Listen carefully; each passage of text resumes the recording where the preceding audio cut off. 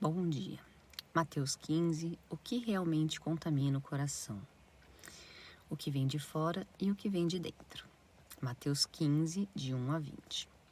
Alguns fariseus perguntaram a Jesus por que os seus discípulos não seguiam as tradições. Jesus respondeu: eles honravam a Deus com palavras, mas o coração dos fariseus estava longe. Então explicou à multidão: não é o que entra pela boca que torna alguém impuro, mas o que sai do coração. Pois do coração vêm os pensamentos maus, as mentiras, o orgulho e a injustiça. É isso que contamina a pessoa. Então, Deus não está interessado na sua aparência espiritual. Ele olha o que está dentro de você. A pureza não é um comportamento perfeito. A pureza é aquilo que você guarda e que você transmite para as pessoas. Então, Jesus ele queria dizer aqui que não adiantava nada você conhecer, ter todo o conhecimento, da palavra, e você aplicar ela de forma errada, ou aplicar somente, naquela época, assim como hoje, o conhecimento era algo restrito a poucas pessoas, Então, esse conhecimento, a leitura, a palavra, a Bíblia, não chegava em todas as pessoas. Assim como até hoje, ela ainda não chega, porque muitas vezes a leitura dela é uma leitura difícil, é uma leitura densa, onde tem muitas informações, palavras desconhecidas. O texto fica difícil de você compreender. Então, por muitas vezes, as pessoas leem, mas não compreendem o que está sendo dito, o que está ali escrito. Então, da mesma forma, era naquela época. Então, hoje, naquela época, então, eles faziam isso e até hoje isso continua, E aí, algumas pessoas que detêm a informação, que sabem o que está, como fazer, manipular essa informação para fazer com que as pessoas sejam dependentes dela, tá? Então, o que importa não é o que ela conhece, e sim o que ela faz com o conhecimento, tá? Lembra que Jesus é a verdade. Então, todas as vezes que você estiver lidando com a verdade, que as pessoas estiverem guardando somente para si a informação, ela está deixando de fazer parte do mundo divino. A segunda parábola é a mulher cananeia, Mateus de 15, 21 até o 28. Uma mulher pediu que Jesus libertasse sua filha. Mesmo sendo rejeitada, ela continuou insistindo. Jesus disse que a fé dela era grande e sua filha foi curada naquele momento. A fé verdadeira não desiste com o silêncio, ela insiste com humildade. Essa mulher nos ensina que Deus responde quem persevera. Então, aqui é muito importante, porque assim, algumas coisas a gente demora para entender. Então, por exemplo, qual o problema, Uma mulher cananeia. É que a mulher cananeia, naquela época, é uma mulher que não fazia parte do povo de Deus, Que não era considerada uma mulher do povo de Deus.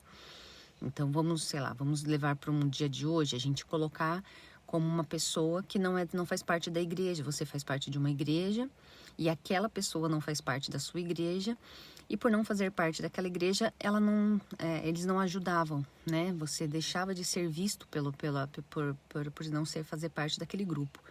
E Jesus aqui, ela insistiu, e ela conversou com ele, ela pediu, e então ele ouviu e curou a filha dele. Então a fé dela, a perseverança dela, a insistência dela em pedir cura, fez com que Jesus curasse a filha dela. A terceira parábola, as curas junto ao monte. Mateus 15, de 29 a 31. Jesus subiu ao monte, muitas pessoas levaram doentes, cegos, feridos. Ele os curou e o povo glorificou a Deus. Onde Jesus está, a restauração acontece. Ele não é só cura do corpo, ele devolve a dignidade para as pessoas. Então, Jesus também, aqui é mais um ponto, ele curou a todos, Todos que vieram até ele.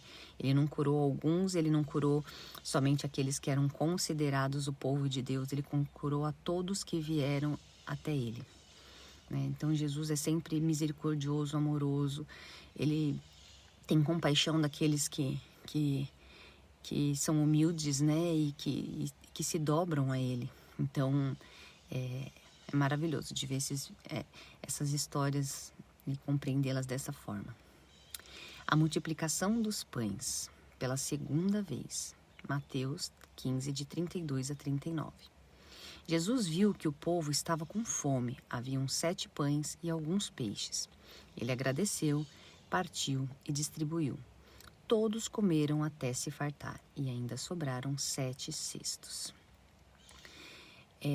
Isso acontece em um território gentil, né? O que isso significa? Significa que faz parte de um grupo, de novo, que não fazia parte do grupo, do grupo que teoricamente era o grupo de Deus, né? Não eram pessoas que eram da linhagem, né, de Deus, não era entendeu? E aí não era da linhagem de Davi, e mesmo assim ele fez a cura dessas pessoas, né? Então, inclusive eu acho muito importante a gente falar a questão do número 7, né? Porque o número 7 ele significa plenitude. Plenitude é todos, então ele curou a todos, ele não curou a um, nem a e também sobraram 7 cestos, né? Então, é sempre muito importante quando a gente está lendo a Bíblia, às vezes a gente se apegar a alguns pequenos detalhes e tentar compreender o que significa esses pequenos detalhes, porque nada na Bíblia é à toa, nada na Bíblia é por acaso. Todas as coisas que estão ali têm um significado, e um significado importante. Não tem nenhuma única palavra na Bíblia que não tenha um significado. Então aqui Jesus está dizendo: há pão suficiente para todos os povos. O mesmo reino que alcançou a mulher cananeia agora alimenta a multidão inteira. Todos comeram até se fartar. Então Jesus não ignorou a necessidade de ninguém.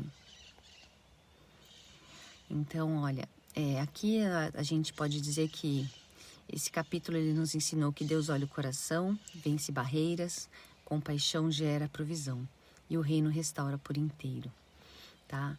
Então, eu espero que esse texto tenha trazido boas mensagens, que você possa realmente usá-las no seu dia a dia e que essa palavra não fique apenas no seu entendimento, mas torne-se a sua escolha diária. Que o temor do Senhor guie suas decisões, os seus relacionamentos e o nosso caminho. E se essa leitura tiver falado com você, guarde, medite, volte a ela durante a semana. E se fizer sentido, posta no seu Instagram e me marca. Boa semana, fiquem com Deus e vão em paz. Amém.